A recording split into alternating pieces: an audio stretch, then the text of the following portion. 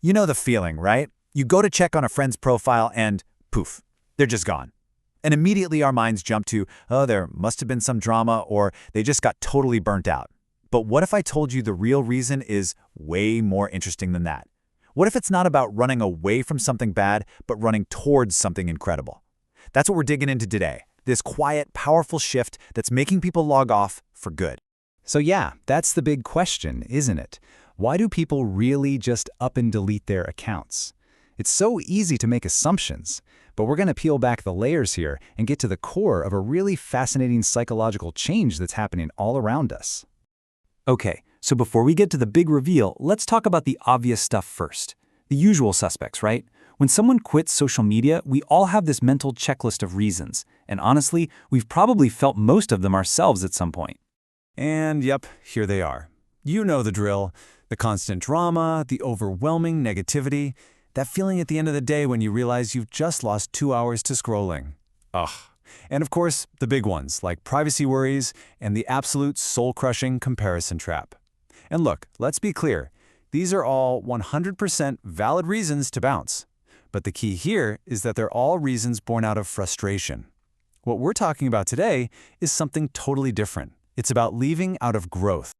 So let's just sit with that for a second. What if hitting delete isn't a retreat? What if it's actually an advance? Not giving up, but leveling up, you know, in your actual real life. And this right here, this quote just nails it. Their self-worth outgrew external validation. I mean, just let that sink in. It's not about hating the apps or being angry. It's about simply not needing them anymore. It's this massive shift from searching for your value in likes and comments to finding it inside yourself. That's a game changer. And this idea gives birth to a whole new type of person we can call the social ghost. This is not the person who posts a long, dramatic, "I'm leaving" message. No. This is the person who just quietly fades away. Why? Because for them, the platform has done its job. It's served its purpose, and moving on is just the next logical step in their own evolution. So, you might be wondering, how does somebody even get to that point? Well, it all starts with understanding something I like to call the validation treadmill. And it's exactly what it sounds like. You're running and running, putting in all this effort, but you're not actually going anywhere. It's the perfect metaphor for chasing likes online. Now, there's a fancy psychological term for this, hedonic adaptation, and it's basically a fundamental rule of how our brains work. You know that awesome little buzz you get when a post gets, say, 100 likes? It feels great, right? The first time. But our brains are smart, and they adapt. That high wears off, and to feel it again, you don't just need another 100 likes. You need 200. Then you need 1,000. You're stuck chasing a feeling that is literally hardwired to fade away. And this breaks that whole cycle down beautifully. Step 1, you post something, looking for that validation. Step 2, boom, you get the reward, the likes, the comments, that little hit of dopamine.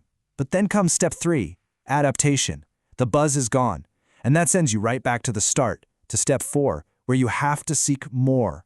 You need a bigger hit. The social ghost we talked about, that's just someone who looks at this cycle and realizes, hey, this is a game I can't win. And they make the choice to just step off the treadmill. But here's the thing. Getting off that treadmill isn't just about stopping a bad habit. It's about getting something back. Something incredibly valuable. You could call it your mental real estate. And this leads us to this concept of cognitive bandwidth. The easiest way to think about it is like a daily budget for your brain. You only have so much focus, so much creativity, so much decision-making power each day. And every single notification, every mindless scroll, every pointless online argument, it's like a little withdrawal from your mental bank account. It's this constant, slow drain on the most precious resource you have. And this comparison here lays it all out. On one side, you've got consumption, just passively scrolling, reacting, processing notifications. That's a cognitive cost. It's spending your mental energy. But on the other side, you've got creation, learning something new, building a project, actually thinking deeply about something. That's a cognitive investment. You're using your energy to create value in your life. And the social ghost? They're just making a conscious choice to invest their bandwidth instead of just spending it. Okay, and this is where it gets really good. Because when you stop spending all that mental energy on consumption, well, that energy has to go somewhere, right? And the most powerful choice is to pour it into creation. So what does that actually look like day to day?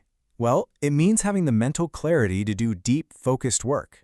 It means finally having the space in your head to learn that language or pick up that guitar.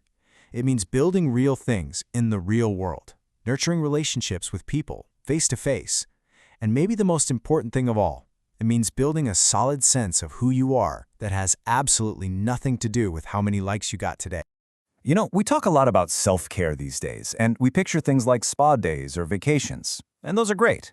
But what if the biggest, most profound act of self-care is deciding that your life is too amazing to be performed for an online audience? It's about logging off to build a life that's so rich and so real that the thought of getting it validated online just seems irrelevant.